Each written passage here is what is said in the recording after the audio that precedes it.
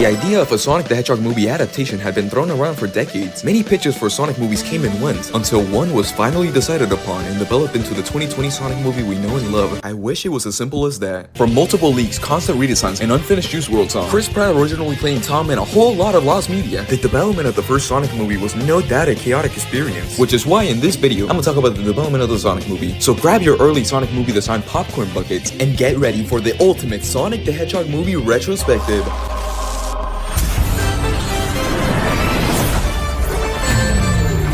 In 2013, Sony Pictures secured the rights to produce a Sonic the Hedgehog movie, and in 2014, it was announced that a live-action hybrid Sonic movie was in the works by Columbia Pictures and Marcel Animation Planet, the studio that previously animated the CGI cutscenes for Sonic Unleashed. The film would be directed by Tim Miller, known for the 2016 Deadpool movie, and Jeff Fowler, who directed the CGI cutscenes in the 2005 Shadow video game. A lot of details surrounding this early Sony draft of the Sonic movie were leaked via email hacks that were done in 2014. These were the same leaks that revealed a Mario Bros movie was in talks at Sony before Illumination got the rights, as well as the Sonic movie being put on turnaround, which is when Paramount Pictures comes in. Thus, in 2017, it was announced that the rights to the Sonic movie were now at Paramount Pictures. Despite the switch from studios, the film kept being worked on by the same team and production was still going smoothly. Early versions for the film included a race of hyper-realistic lizards that would have replaced the Echidna tribe from the beginning of the movie, as well as the Chaos Emeralds in a supersonic transformation, which were both scrapped as it was deemed too early for those concepts to be adapted into the movies, with the main focus of the film being to have an origin story for Sonic and Robotnik. Other little details to note include Chris Evans being planned as Tom Wachowski, as you can see in this concept art, and the working title for the production being Casino Night, an obvious reference to the Sonic 2 stage.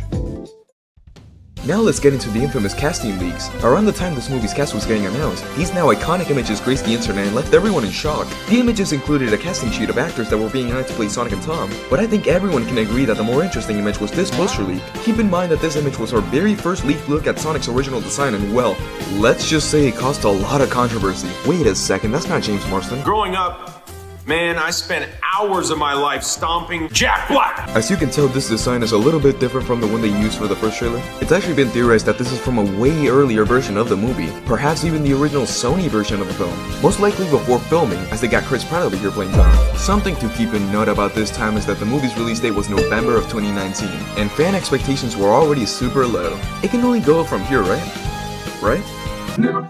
Despite the leak, development on the film kept going strong at Paramount, with the first ever footage being screened at a Brazilian Comic-Con in December of 2018.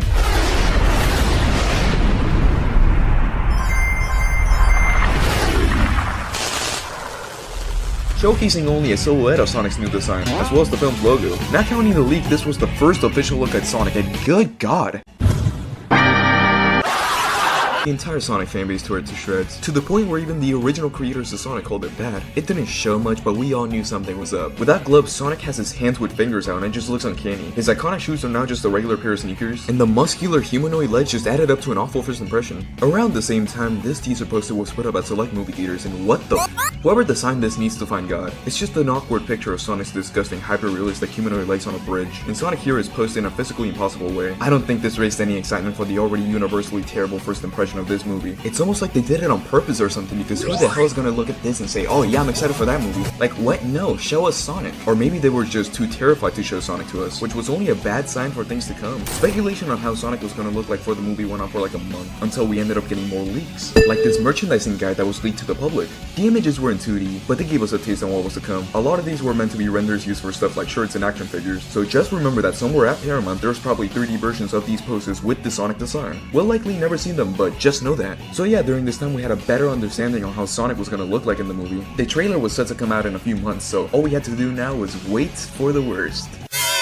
All of that was just the calm before the storm, ladies and gentlemen, because around this time, CinemaCon was coming to Las Vegas. CinemaCon is a closed-doors convention where movie studios show off their upcoming projects, trailers, and announce films, Paramount Pictures being one of the many studios showcasing during the event. This is where the first ever Sonic movie trailers were shown off, and it was all behind closed doors. Everyone who attended was prohibited from recording, as the trailers wouldn't roll out to the public until later. The two trailers shown off included one focusing on Sonic, which is very likely to be the one that was released on YouTube later, and the other focusing on Jim Carrey's Dr. Robotnik, which was never released and is actually lost media. Rumor has it that the other trailer, the one focusing on Sonic, is also lost, as it apparently used an even earlier version of Sonic's design. This is not confirmed, however, and the only record left of the trailer was this deleted tweet that posted the trailer back in 2019. I've tried asking the uploader if he still happens to have the footage somewhere, but it's been almost half a year without a response, so it seems like a lost cause. Regardless, the contents of the trailer were most likely the same as the officially released version, as the CinemaCon attendees described the trailer as jarring, due to Gangsta's Paradise being the song of choice, and Sonic's design looking off-putting, something that the whole entire world would know only a month later.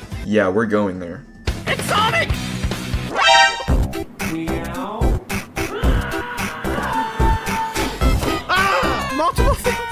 Multiple things happening right now. My childhood, right? Yeah.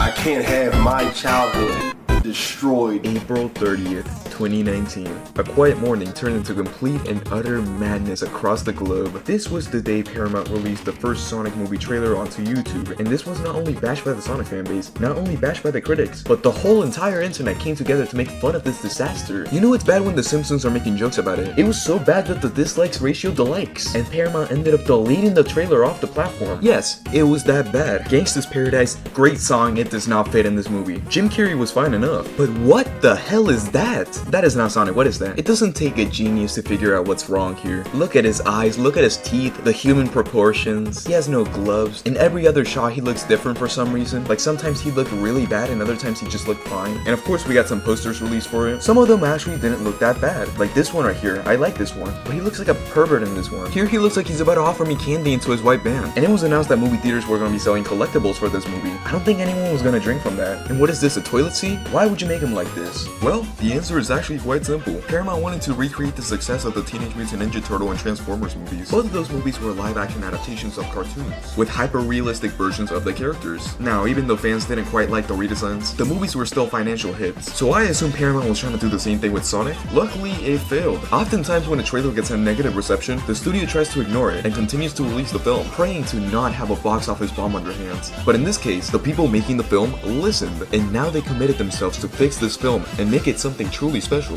This was a film that had been in development for 6 years at that point. Might as well delay it for a couple of months to actually get it right. So they hired Tyson Hesse, the lead design artist on the awesome Sonic Mania animations, to redesign Sonic, resulting in the new release date to be February 14th of 2020. With a new mindset in place, plus Tyson Hesse, along with the many animators in the kitchen cooking up on a redesign, the fate of the Sonic movie seemed to be heading in a greater direction. After all the awful leaks, the horrifying teases, and the catastrophic first trailer, the Sonic movie was finally looking to have some potential. The extra weight was proven to be fully worth it in the end, and I'm still so grateful that the animation team behind this film cared enough to push back the release and reanimate the whole movie for the fans. This isn't something you see every day, and the fact that the Sonic movie team was willing to go the extra mile to undo the film's shortcomings is legendary. Most studios would just see the hate and just ignore it, but this team actually cared and wanted to make this movie something truly special. And without the redesign process, we likely wouldn't have Sonic 2, 3, the Knuckles series, and the first Sonic movie would have been a box office failure. This decision was certainly the biggest W for the film. The waiting process was a little dreadful though. The video game side of Sonic wasn't doing too hot during that time period, and it was just a terrible time to be a Sonic fan. The last game was Sonic Forces back in 2017, and the only things you could look forward to were this movie and a spin-off racing game. It was dry for sure. The leaks kept us busy though, like this one which showcases an early version of the redesigned poster. It looks extremely great here despite it being unfinished, and these posters were also spotted ahead of time, both looking great also. The redesign had everything going for it, but the main event was waiting for us on November 12th of 2019, the original release date for the movie, when we got the first real trailer for the Sonic movie. And this right here was the greatest redemption arc of any movie production ever. The music choices, dialogue, pacing, and of course the new design were all spectacular and exceeded all the expectations. The design fit the character better, and honestly it's near perfect. They actually cooked so hard with this one. The movie actually looked really good, and the efforts paid off as this remains the highest viewed Paramount trailer ever, with over 51 million views to this day.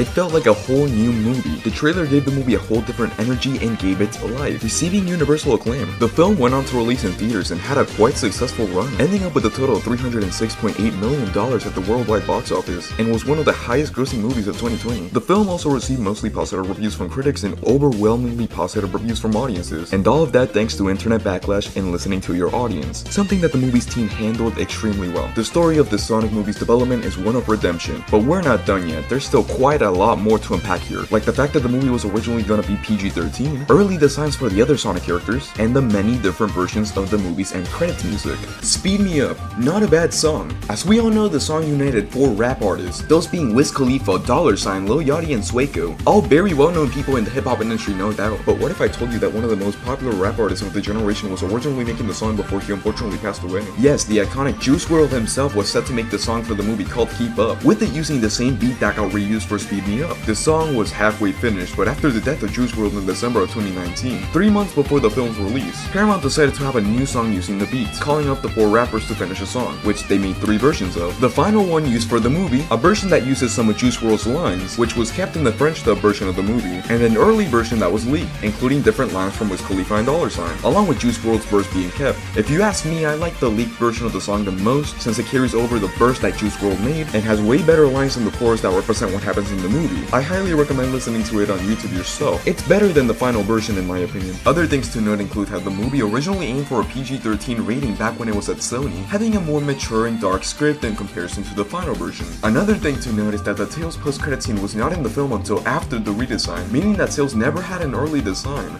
Also, interestingly enough though, in the deleted scenes for the film, we can see a 3D model of the early Echidna designs, which look as disgusting as early Sonic did, and in relation to early Sonic. This earlier version of Sonic was apparently showcased during the Brazilian Comic-Con where the original poster was unveiled. That was all done behind closed doors though, and we barely know anything about it, except for this creepy ass image. What the hell is that? But yeah, I think we basically went over everything that happened during the Sonic movie's production. It was a wild ride for sure. This film holds a special place in me. After keeping up with the production of the film, I remember watching it when it first came out in theaters and just loving it. I remember first hearing about it when it was still at Sony, and I even imagined how a Sonic movie would have gone many times when I was younger. So I'm just really thankful that we live in a timeline where we're getting Sonic movies left and right. Seeing Sonic 2 opening night was my favorite movie-going experience ever. Seeing Knuckles, Supersonic, Shadow on the big screen, it's everything I would have wanted as a kid. And it's really cool that the movies have introduced the Sonic series to many new people, including the new generation. Without the success of this first Sonic movie, I don't think we would have had multiple Sonic games a year again, or new TV shows getting made for it. So we owe this movie a big one. And although it's not the movie I always envisioned, I still love it for the impact it had on the series. And I can't wait to see what's in store for the future of the Sonic movies. Do you have a better idea? Yes,